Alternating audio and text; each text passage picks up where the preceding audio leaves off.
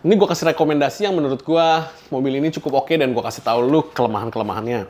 Kalau ini sih spare partnya udah mulai susah dan mulai mahal, tapi mobilnya enak, lebih enak dipakai. Karena gue dulu waktu kuliah naiknya Estilo sih. Cari bengkel mobil yang tepat, ayo ke Dokter Mobil aja. Jujur, cepat dan juga lengkap, ayo ke Dokter Mobil aja. Kualitas yang terbaik, harga juga bersahabat. Percayalah, di Dokter Mobil pasti beres. Rekomendasi mobil buat anak kuliahan. Nah, kalau lu Gen Z yang lagi mau kuliah dan kepengen beli mobil, bersyukurlah karena orang tua lu bisa beliin lu mobil. Nah, ini gue kasih rekomendasi yang menurut gue mobil ini cukup oke dan gue kasih tahu lu kelemahan-kelemahannya. Gue selalu bilang kalau lu masih kuliah dan masih baru ngerintis keluarga atau baru lulus, lu belinya selalu yang hatchback. Nah, kenapa? Karena value for money, satu, mobilnya nggak gede-gede amat. Dua, lebih gampang disimpan dan segala macem, lebih gampang parkir, spare partnya juga nggak semahal itu. Nomor satu yang gue tetap sarankan adalah Yaris Bapau. Yaris Bapau itu gue lihat harganya sih macam-macam ya. Ada yang dari 60 sampai 130-an juga ada. Tergantung barangnya. Banyakan sih di angka 100-an ya. Tergantung barangnya. Mesin 1.500, 1 NZ, bensin 4 silinder. Mobilnya kenceng. Untuk mobil sekecil gitu dia punya 107 HP, berarti mesin tenaga yang sama di Avanza lu dapet di body Yaris gitu kan. Lu mau beli yang matic, mau beli yang manual, oke, karena spare partnya banyak. Kalau manual lebih murah lagi spare partnya. Udah ada yang keyless kan ya kalau nggak salah ya. Nah, bagusnya itu Yaris ini di dalam tidak sekecil itu. Ya, cuman ya memang level of comfortnya ya di Yaris, bukan lu nggak bisa expect level of comfort yang terlalu tinggi. Dimana menurut gua cukup untuk orang-orang yang baru mulai kuliah. Brio, Yaris itu 11-12 lah ya, maksudnya Yaris akan lebih gede, akan lebih nyaman, Brio akan lebih kecil. Tetapi gua tetap masih cari Yaris sih Pak. Yaris Bapau imut-imut, masih timeless. Yang penting lu rapi, kinclong, bersih, itu masih enak banget dilihat. Modifannya juga banyak, spare part juga murah. Yang nomor 2, Ford Fiesta EcoBoost. Ini untuk yang penggemar Ford aja ya. Kalau Ford Fiesta secara kenyamanan, duduk di dalam, ini jauh lebih nyaman daripada mobil Jepang. Yes, tetapi lu harus tahu harga spare partnya Ford. Harga spare partnya Ford itu tidak murah. Nah, kalau yang EcoBoost itu 3 silinder turbo, makanya dia namanya EcoBoost. Nah, horsepower-nya otomatis lebih tinggi, 120-an, di body yang sekecil itu, which is kenceng, torsinya juga bagus. Lu cari yang manual, karena yang matic cepet rusak maticnya. Nah, kalau ini sih spare partnya udah mulai susah dan mulai mahal, tapi mobilnya enak, lebih enak dipakai. Kalau lu orang mau yang kerenan dikit, lu cari Camry. Camry yang 2014 harganya udah di 100-an juta ya.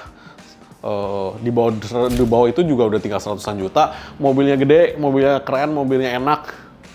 Tapi spare partnya Camry, bos. Lu jangan salah ya, dia 4 silinder sama 6 silindernya juga ada.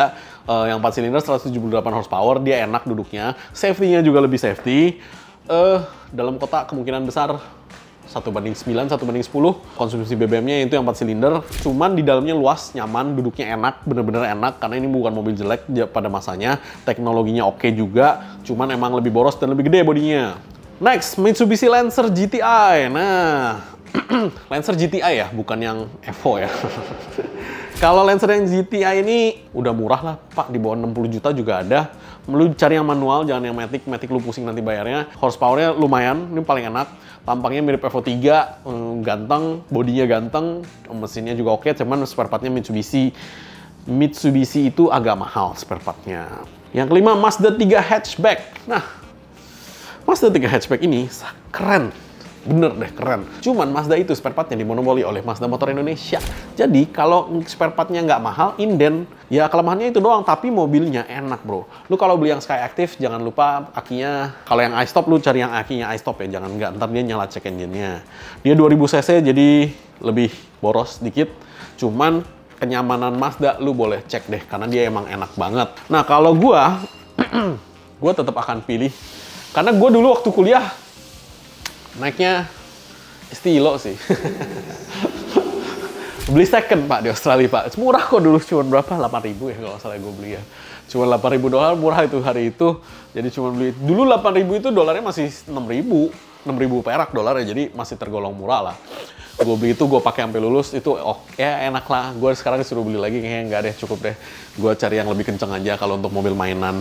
Karena kenapa gue pakai hatchback, gue bilang enak, karena lu nggak butuh space-nya segitu gede untuk lu bawa-bawa setiap hari. Karena space lebih gede, mobil lebih gede, lebih panjang, itu akan boros BBM. Lu hanya butuh space segitu, ya udah lu segitu aja. BBM-nya ngirit, ya kan, spare part-nya ngirit, dan lu lebih jarang nabrak deh bos. Kalau apalagi lu namanya masih kuliah kan, masih baru belajar nyetir kan.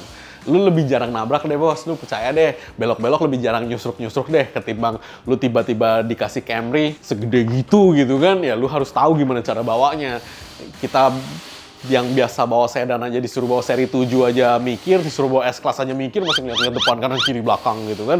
Karena emang mobil panjang tidak segampang itu bawanya, lu harus tahu, kalau nggak ntar lu nyangkut di parkiran. Oke, mungkin sekian dulu rekomendasi saya. Jangan lupa subscribe, like, dan komen di YouTube kami. Thanks.